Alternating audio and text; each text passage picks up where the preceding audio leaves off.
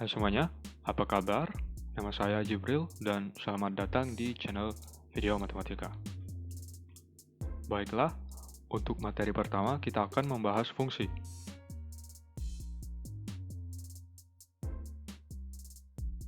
Sebelum itu, kalian tahu ya, kata fungsi dalam kehidupan sehari-hari itu merujuk pada kegunaan sesuatu.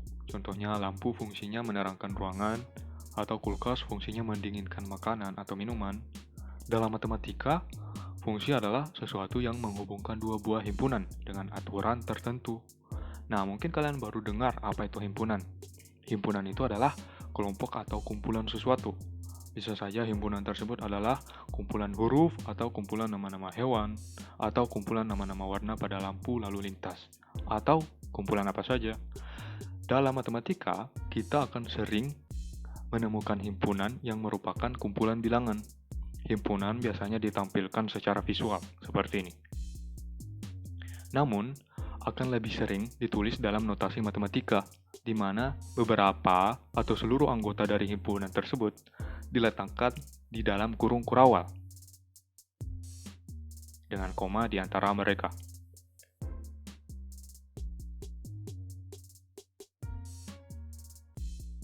Himpunan dapat memiliki anggota yang hingga atau tak hingga. Contohnya, himpunan yang terdiri dari seluruh huruf abjad memiliki 26 anggota, sedangkan himpunan yang terdiri dari bilangan bulat memiliki anggota yang tak hingga. Nah, kita balik ke fungsi.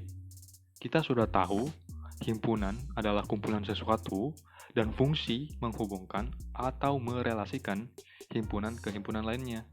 Bagaimana cara fungsi melakukannya? Untuk lebih paham, ada baiknya jika kita menamakan kedua himpunan tersebut, himpunan masukan dan himpunan keluaran.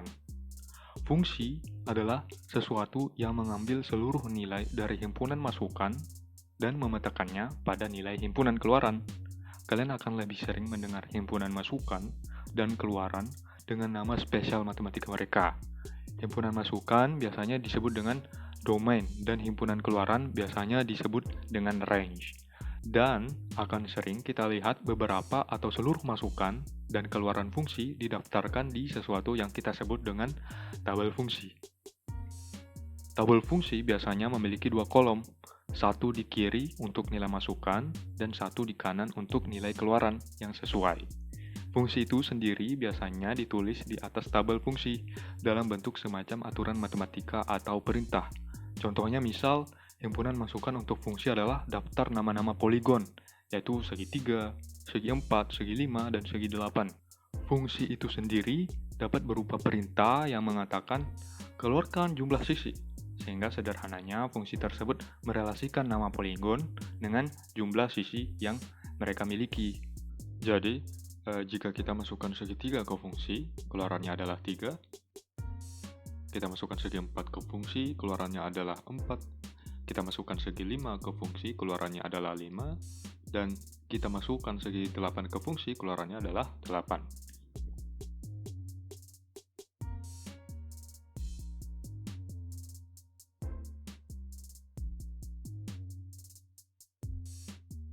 Dalam aljabar, fungsi merelasikan satu variabel ke variabel lainnya dalam bentuk persamaan. Contohnya adalah Y sama dengan 2X. Pada persamaan ini, jika kita perlakukan X sebagai himpunan bilangan yang dapat kita masukkan, yaitu domain, dan Y sebagai himpunan bilangan yang kita peroleh sebagai keluaran, yaitu range, maka kita punya fungsi aljabar sederhana dan sama seperti contoh poligon. Kita dapat membuat tabel fungsi untuk memperlihatkan beberapa kemungkinan kombinasi masukan keluaran. Untuk fungsi ini, kita dapat memilih angka apa saja untuk nilai X. Namun agar lebih mudah dipahami, kita akan coba memasukkan angka 1, 2, dan 3 sebagai nilai dari X. Jika kita masukkan nilai 1 dengan kata lain, kita substitusikan nilai 1 untuk X pada persamaan, maka kita peroleh Y sama dengan 2 dikali 1, yang dapat disederhanakan sehingga Y sama dengan 2. Dan karena Y adalah variabel keluaran, sehingga kita taruh 2 di dalam kolom keluaran. Selanjutnya, jika kita masukkan nilai 2 ke dalam fungsi, kita peroleh Y sama dengan 2 dikali 2, yang artinya Y sama dengan 4, sehingga nilai keluarannya adalah 4. Terakhir, Jika kita masukkan nilai 3 ke dalam fungsi, kita akan peroleh Y sama dengan 2 dikali 3, yang artinya Y sama dengan 6. Sehingga nilai keluarannya adalah 6. Nah, apakah kalian bisa melihat polanya?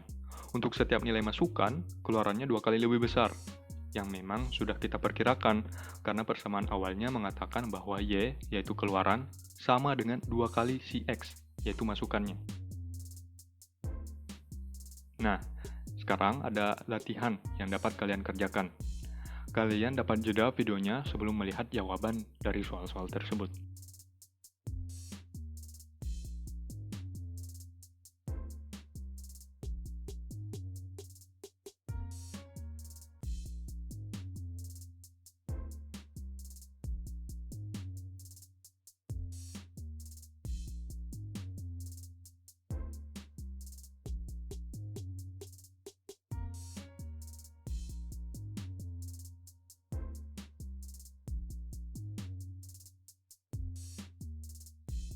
Setelah melihat beberapa contoh fungsi yang merelasikan masukan ke keluaran, ada suatu batasan pada fungsi yang penting untuk kita pahami.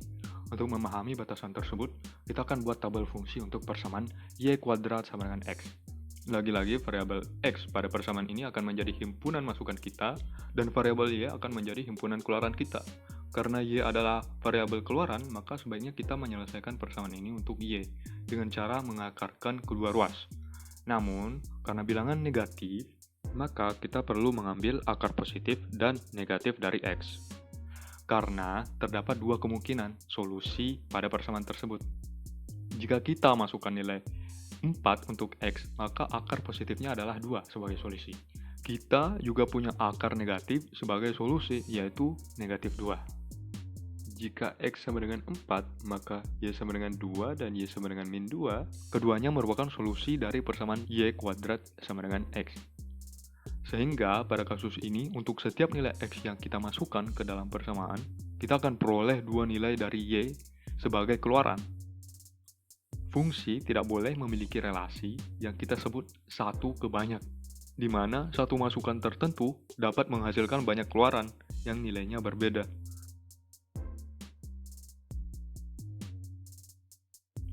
Agar suatu relasi, kita katakan fungsi, dia harus memetakan seluruh anggota himpunan masukan, yaitu domain, ke tepat satu anggota pada himpunan keluaran, yaitu range. Apabila terdapat satu atau beberapa anggota domain yang tidak dipetakan ke anggota manapun di range, maka relasi tersebut bukan merupakan fungsi. Apabila salah satu anggota domain dipetakan ke lebih dari satu anggota di range, maka relasi tersebut juga bukan merupakan fungsi. Persamaan Y sama dengan 2X memenuhi syarat sebagai fungsi karena bilangan apapun yang kita masukkan akan diperoleh tepat satu bilangan sebagai keluaran. Namun, Y kuadrat sama dengan X tidak memenuhi syarat sebagai fungsi karena untuk satu masukan kita dapat peroleh dua keluaran. Sekarang, kita lihat lagi satu contoh persamaan, yaitu Y sama dengan X tambah 2. Sekali lagi, nilai X akan menjadi masukan, dan nilai Y akan menjadi keluaran. Kita akan coba masukkan 1, 2, 3, dan 8 sebagai nilai dari X. Perhatikan baik-baik. Masing-masing baris pada tabel fungsi pada dasarnya adalah pasangan terurut, yaitu nilai X diikuti oleh nilai Y. Kalian boleh ya menulis setiap masukan dan keluaran sebagai pasangan terurut jika kalian mau. Dengan begitu kita dapat menggambar semua pasangan terurut tersebut di bidang koordinat.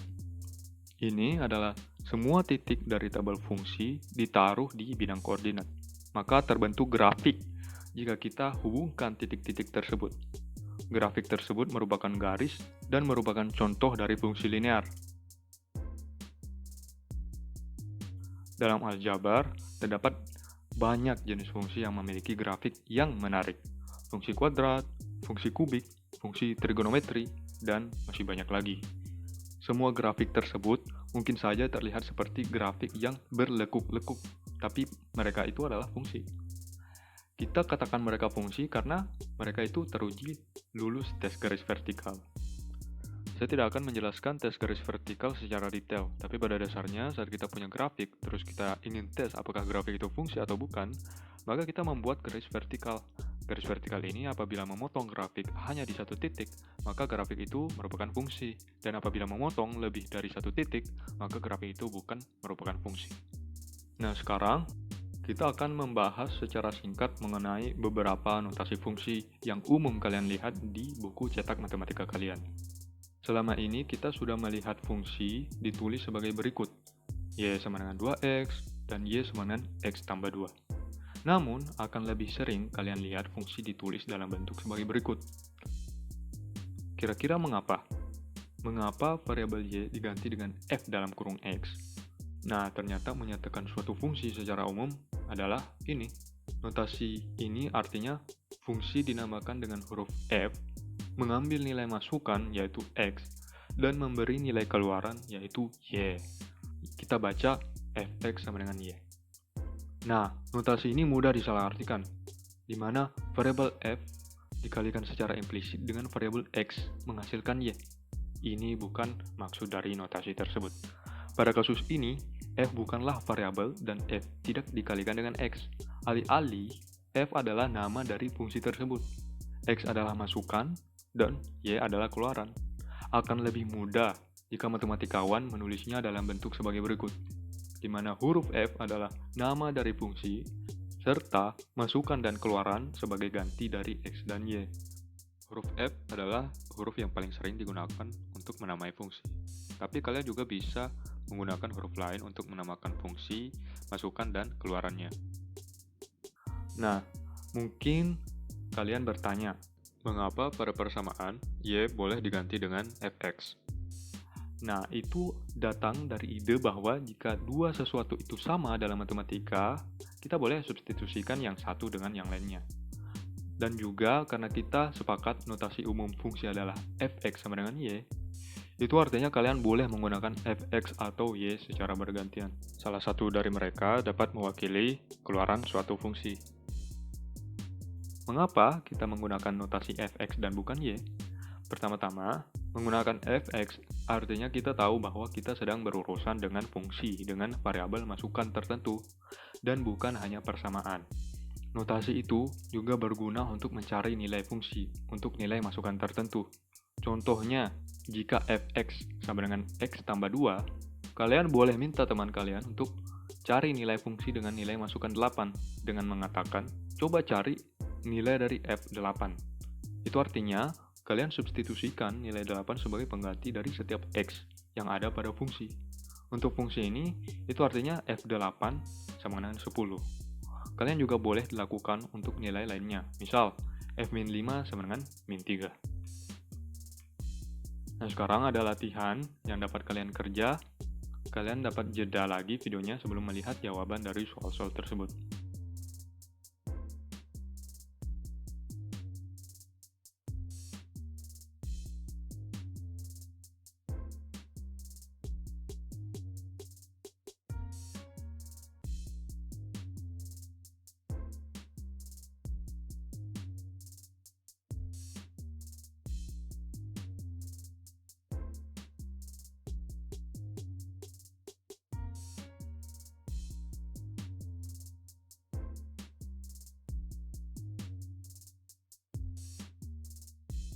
Nah, untuk soal ini, fungsi Gx bisa kita sederhanakan.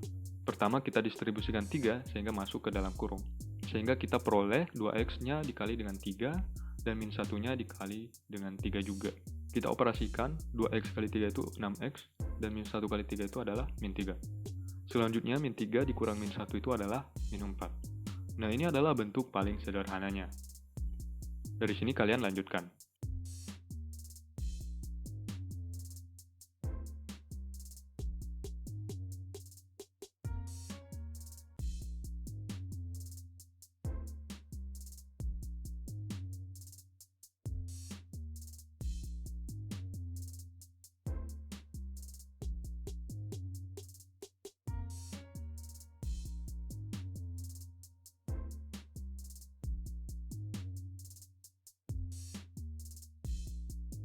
Sekarang kita masuk pada materi persamaan linear. Nah, saya akan berikan contoh paling sederhana dari fungsi linear, yaitu y sama dengan x. Kalian ingat kembali, variabel y adalah keluaran dari fungsi, dan variabel x adalah masukan dari fungsi. Fungsi y sama dengan x artinya masukan sama saja dengan keluaran. Kalian perhatikan grafik y sama dengan x. Jika x-nya 3, maka y-nya juga 3. Jika x-nya 2, maka y-nya juga 2. Dan seterusnya. Bentuk selanjutnya lebih rumit, namun lebih banyak kegunaannya, yakni fungsi y sama dengan mx. Sekilas, persamaan y sama dengan mx mirip dengan persamaan y sama dengan x. Namun, kali ini variabel masukan, yaitu x, dikali dengan variabel baru, yaitu m.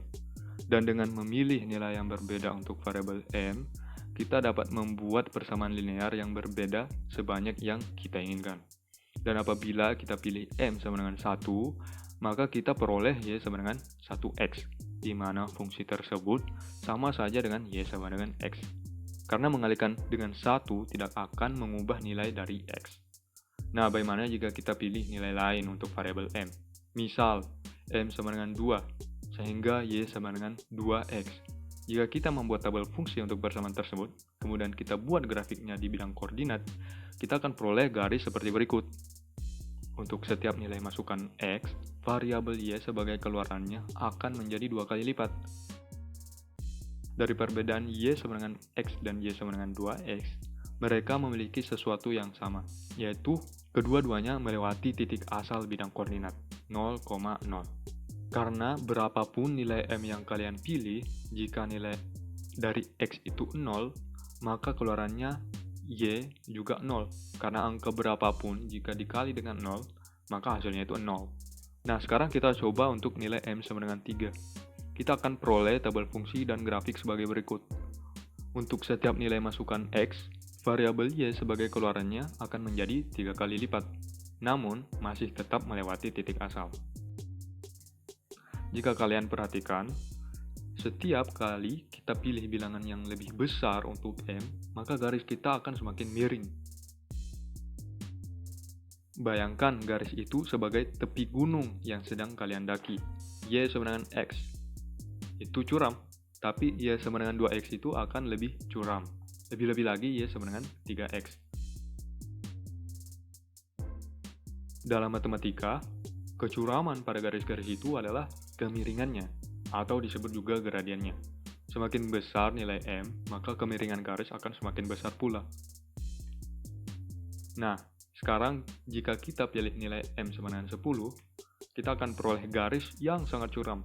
Dan jika kita pilih m sama dengan 100, maka kita akan peroleh garis yang terlihat hampir tegak lurus dengan sumbu x, dengan kata lain vertikal.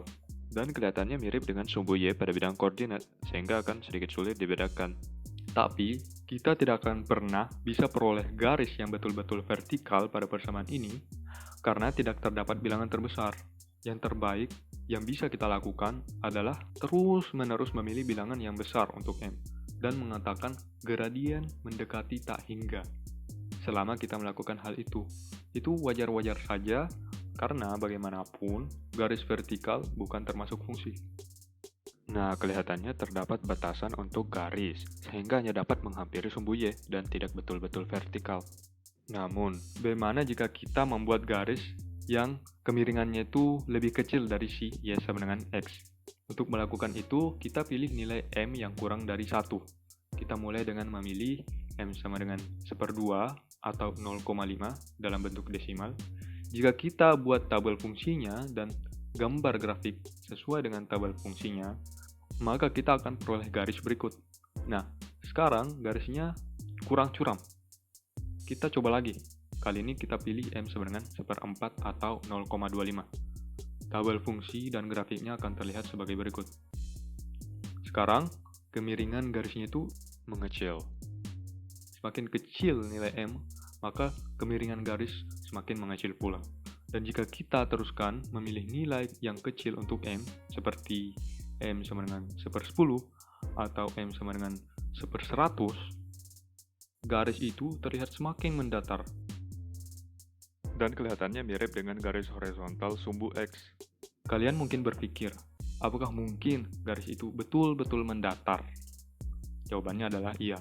Jadi berbeda dengan kasus saat garis kita semakin curam, tapi tidak akan pernah bisa peroleh garis yang betul-betul vertikal, kita bisa membuat garis kita sempurna horizontal atau datar dengan memilih nilai M sama dengan 0.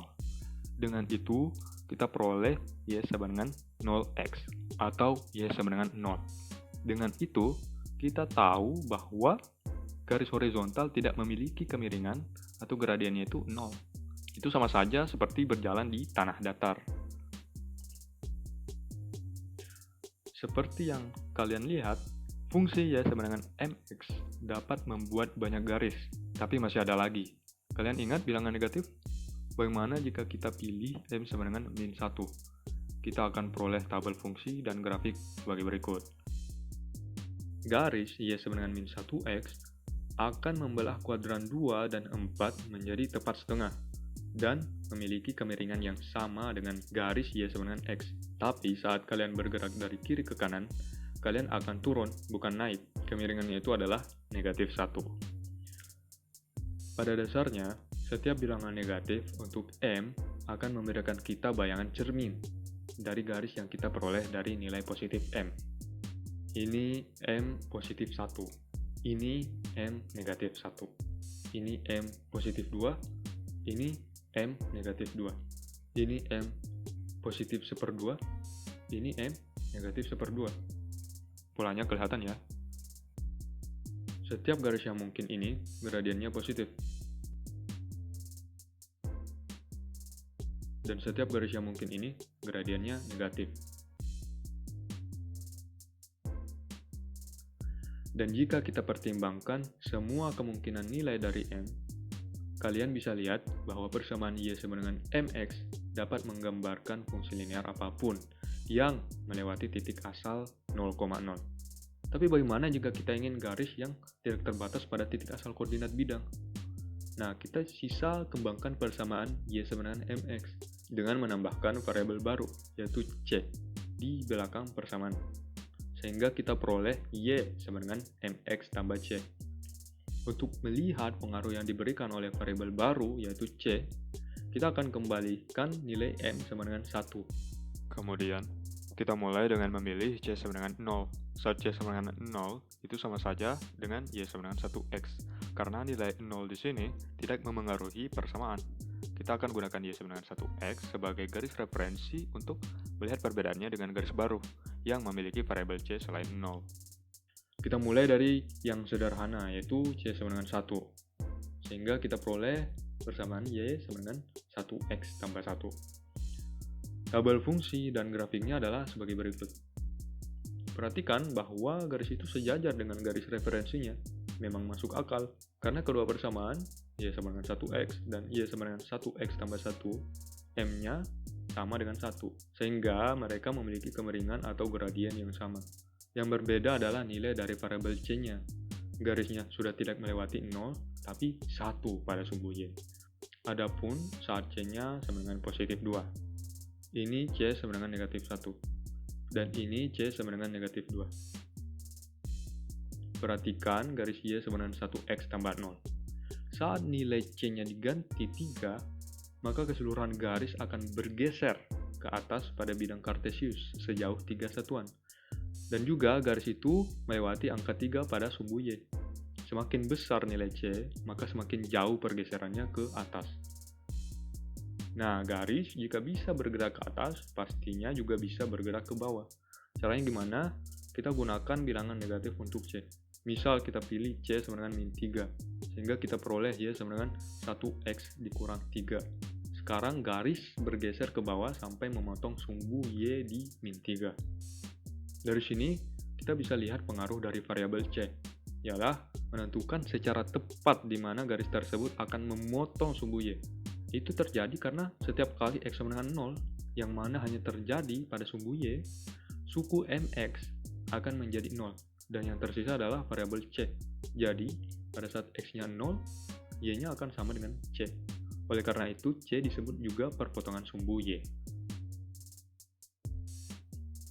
Kembali pada persamaan Y sama dengan mx tambah C, persamaan ini disebut bentuk gradien dan perpotongan sumbu Y pada garis.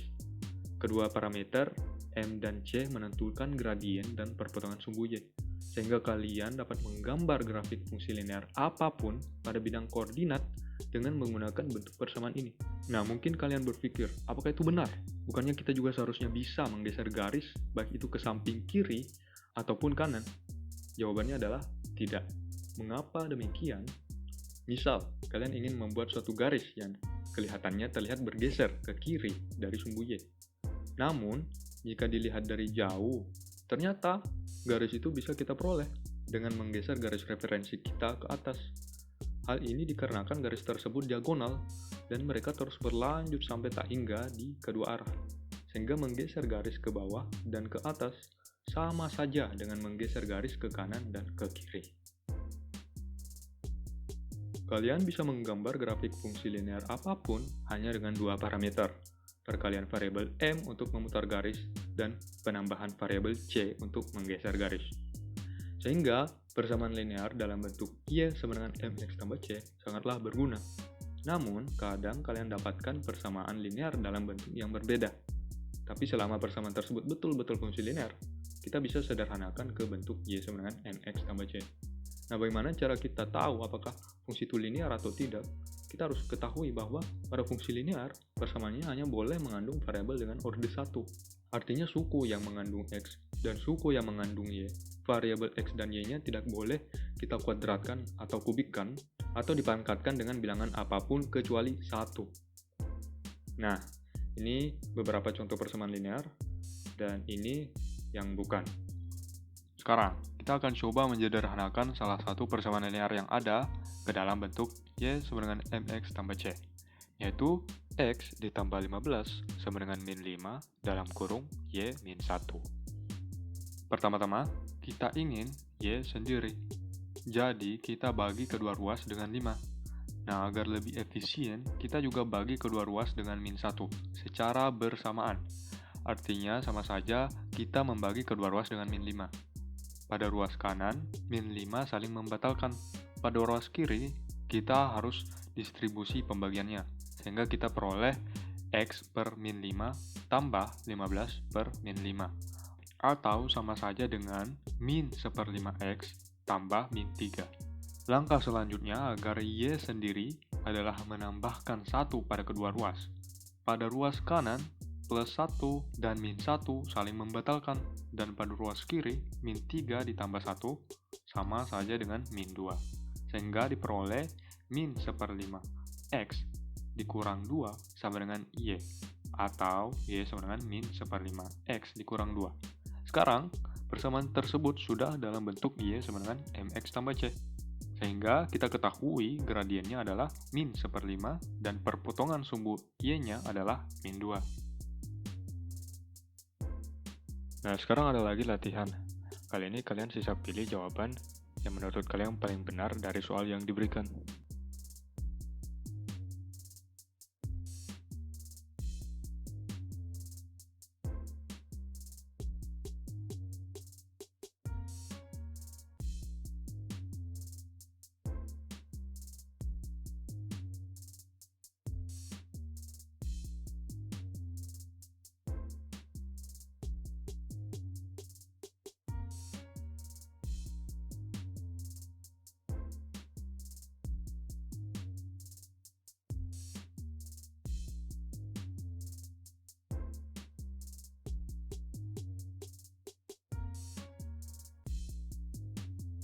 Untuk materi terakhir, kita akan bahas lebih lanjut mengenai gradien garis. Jadi, misal kita ingin mencari gradien garis berikut, kita butuh dua buah titik sebarang pada garis itu. Kemudian, kita beri nama titik-titik itu. Misal, titik 1 itu adalah P1 dan titik 2 adalah P2. Maka kita akan peroleh ruas garis. Dalam geometri, ruas garis adalah sebagian dari garis yang dibatasi oleh dua titik ujung yang berbeda. Dalam hal ini, titik ujung tersebut adalah P1 dan P2. Perlu diketahui bahwa kita dapat menggunakan ruas garis apapun untuk membuat segitiga siku-siku. Untuk itu, kita mulai dari titik teratas pada bidang koordinat, yaitu P2. Kemudian, kita gambar garis vertikal. Dengan cara, dari titik itu, kita tarik garis ke bawah. pada bidang koordinat. Nah, kemudian kita pindah ke titik selanjutnya yaitu P1. Kemudian kita gambar garis horizontal dari titik itu sampai memotong garis vertikal yang baru saja kita gambar. Dari sini kita peroleh segitiga siku-siku. Sisi vertikal dan horizontal segitiga siku-siku itu saling tegak lurus. Dan juga ruas garis diagonal itu sekarang menjadi sisi miring dari segitiga yang baru kita gambar. Untuk sementara, sisi horizontal segitiga kita namai perubahan pada X. Dan sisi vertikal segitiga kita namai perubahan pada Y. Sesuai dengan namanya, bayangkan jika kita mulai dari titik P1 dan perlahan bergerak sepanjang ruas garis menuju titik P2. Saat kita bergerak, koordinat X dan Y kita juga berubah. Koordinat X berubah karena kita bergerak ke kanan, dan koordinat Y kita berubah karena kita bergerak ke atas. Dan saat kita tiba di titik P2, perubahan total pada koordinat X sama saja dengan panjang sisi horizontal segitiga. Dan perubahan total pada koordinat Y sama saja dengan panjang sisi vertikal segitiga. Untuk mempermudah, matematikawan menggunakan simbol delta sebagai pengganti kata perubahan pada. Dengan begitu, kalian dapat tulis atau sebut delta X yang artinya perubahan pada X, dan delta Y yang artinya perubahan pada Y. Nah, sekarang kita ingin cari tahu cara mengukur panjang sisi-sisi tersebut. Untuk itu, kita hanya perlu koordinat pada kedua titik yang membentuk ruas garis. Karena kita menamakan titik-titik itu P1 dan P2, masuk akal jika kita menamai nilai koordinatnya X1 dan Y1 untuk P1 dan X2 dan Y2 untuk P2. Kita menulis angka 1 dan 2 secara subscript agar kita tidak salah mengira maksudnya X itu dikali 1 atau X itu dikali 2. Angka subscript adalah cara kita untuk membedakan berbagai variabel dalam soal, sehingga kita bisa membedakan mereka. Baiklah, untuk menghitung delta X, kita perlu mencari selisih antara koordinat X pada kedua titik. Dengan kata lain, kita kurangi nilai X pada titik pertama dengan nilai X pada titik kedua. Sehingga delta X sama dengan X2 dikurang X1. Begitu juga untuk menghitung delta Y. Kita perlu mencari selisih antara koordinat Y pada kedua titik. Sehingga delta Y sama dengan Y2 dikurang Y1. Kedua persamaan untuk mencari delta X dan delta Y digunakan untuk mencari gradien. Sehingga kemiringan garis atau gradien sama dengan delta Y per delta X. Kemiringan garis kita simbolkan dengan huruf M, dan M ini adalah koefisien dari variabel X pada persamaan Y sama dengan MX tambah C. Kita juga bisa memperluas rumus ini sehingga M itu sama dengan Y2 dikurang Y1 per X2 dikurang X1. Sekarang kita masuk ke contoh pertama. Misal, kita punya garis dengan persamaan Y sama dengan X tambah 2. Nah, sebenarnya dari sini kita sudah tahu gradien garis tersebut adalah 1, karena koefisien atau bilangan yang dikalikan dengan variabel X itu adalah 1. Tapi, kita akan tetap coba cari dengan cara yang sudah dijelaskan. Jadi pertama-tama, kita pilih dua titik sebarang pada garis, kemudian beri nama P1 dan P2. Kemudian kita buat segitiga siku-siku. Kita mulai dari titik teratas yaitu P2, kemudian dari titik itu kita tarik garis vertikal ke bawah.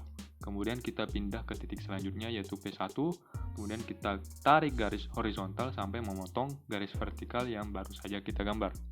Dari sini kita peroleh segitiga siku-siku. Selanjutnya kita cari panjang delta X dan delta Y.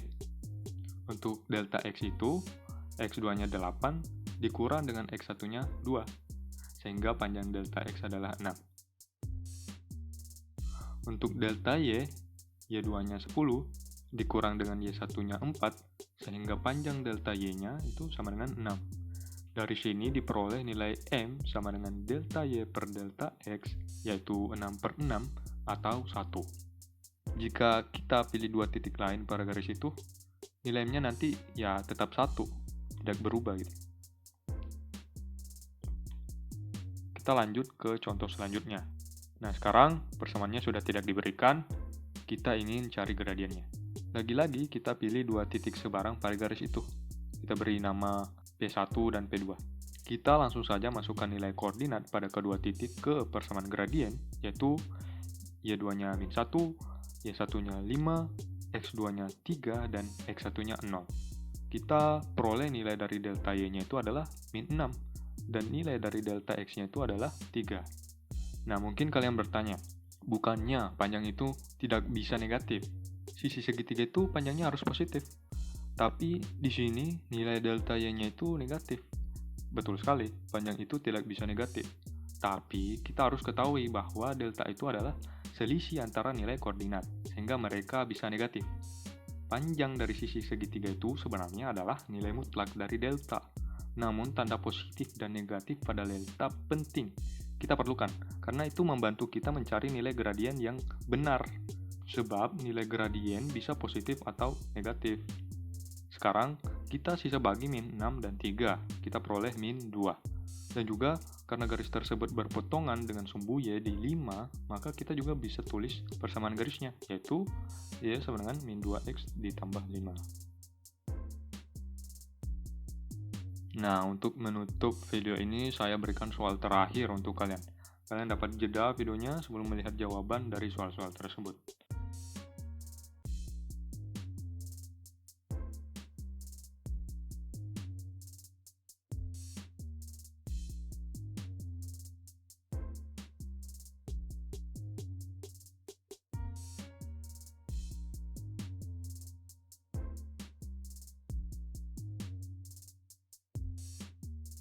Untuk soal yang satu ini saya akan berikan penjelasan.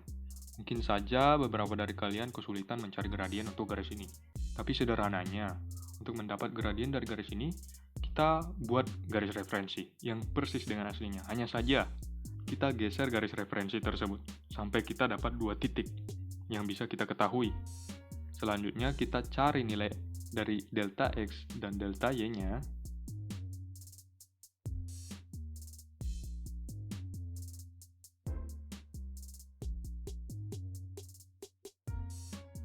Kemudian kita hitung nilai M-nya.